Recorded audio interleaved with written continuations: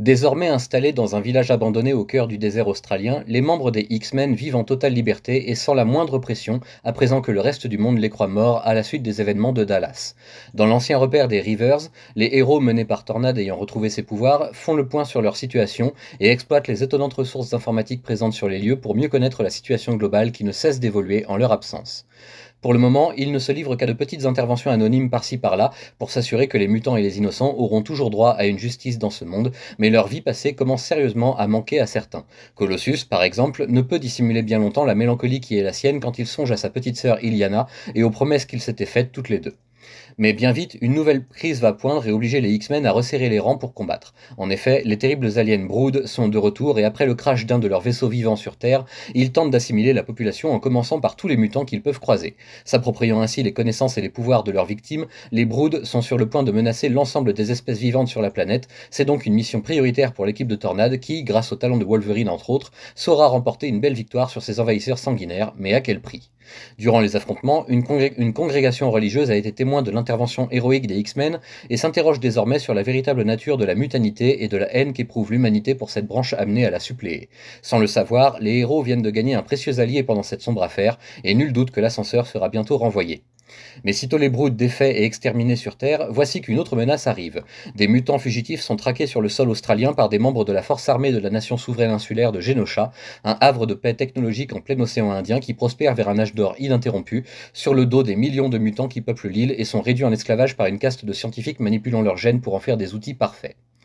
Quand il découvre la vérité sur Genosha et le fonctionnement de sa société, notamment après la capture de Malicia et Wolverine par les Magisters, les X-Men se précipitent sur l'île Nation pour tenter de libérer les leurs sans trop faire de vagues, mais c'était sans compter sur l'attitude revancharde du Canadien et une nouvelle tragédie personnelle qui se joue parmi la classe dirigeante humaine. Quittant finalement Genosha après bien des dégâts causés et surtout une vilaine promesse de revenir mettre de l'ordre dans toute cette histoire, les héros ne savourent qu'une demi-victoire en cette occasion, bien conscients de ne pas pouvoir changer le monde à eux seuls. Au moins ont-ils apporté un peu d'espoir à une population d'opprimés génétiques. Le mot est passé et c'est à eux de faire le reste à présent.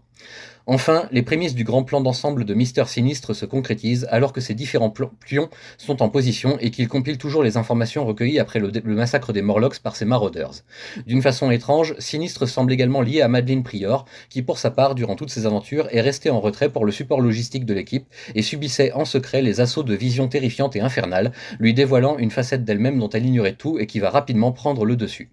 Madelyne se rapproche ainsi d'Alex Summers, Avoc, quand elle découvre via les médias qu'elle observe que Scott est de nouveau en compagnie de Jean Grey, censée être morte il y a longtemps déjà. Comprenant que son mari l'a quittée non pas par lâcheté vis-à-vis d'elle, mais plutôt parce qu'il était toujours épris de son premier amour, pourtant si ressemblante, Madelyne commence à nourrir de sombres sentiments à leur égard, et les visions qui l'assaillent ne font rien pour décourager cette personnalité d'émerger, bien au contraire.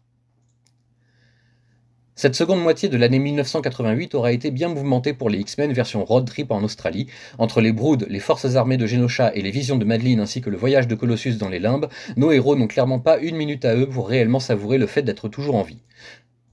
La seule qui semble avoir un tant soit peu de bonheur tout au long de cet album, c'est bien Ororo, Tornade, ayant retrouvé ses pouvoirs et en faisant usage sans discontinuer et avec un grand plaisir. C'est toujours elle la capitaine de l'équipe, mais dans les faits, celui qui brillera le plus durant ces quelques aventures, c'est bien Wolverine. Logan nous dévoile davantage d'humanité dans son comportement ainsi que dans ses relations aux autres membres de l'équipe, et il semble avoir pris Malicia sous son aile, tout comme il l'avait fait précédemment avec Kitty Pryde. Leur voyage ensemble contraint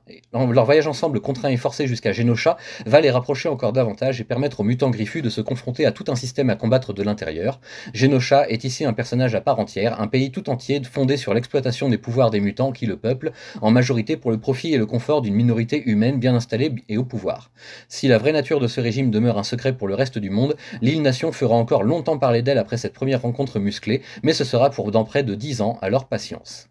On peut enfin noter que cet album est majoritairement dessiné par Marc Silvestri, alors tout jeune et en grande forme malgré les quelques retards par-ci par-là ou les quelques erreurs d'ancrage par-ci par-là, totalement indépendant de sa volonté. Il sera épaulé d'ailleurs par Rick Leonardi, un vétéran solide qui saura appuyer et encourager le style graphique naissant et si reconnaissable de Silvestri. Chris Claremont, quant à lui, est à fond également, la création de Genosha lui offrant toute la possibilité de traiter de ses thèmes de prédilection, à savoir l'esclavage, le racisme, l'eugénisme et la détermination sociale, ainsi que de placer des femmes fortes au poste clé de ses intrigues évidemment.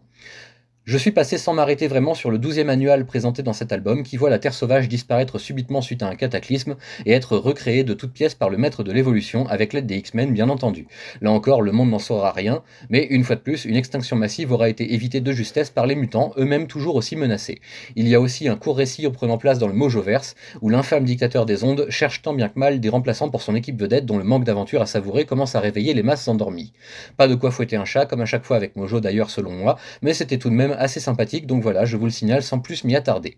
Vous l'aurez compris, avec le dernier chapitre consacré à Sinistre et à Madeleine, nous entrerons bientôt dans l'event qui ouvrira l'année 1989, intitulé Inferno, et d'ores et déjà placé sous de bien terribles augures. Mais avant cela, nous ferons une dernière halte en 1988 pour découvrir ce que font les membres de X-Factor pendant ce temps, car eux aussi seront durement impactés par les prochains événements.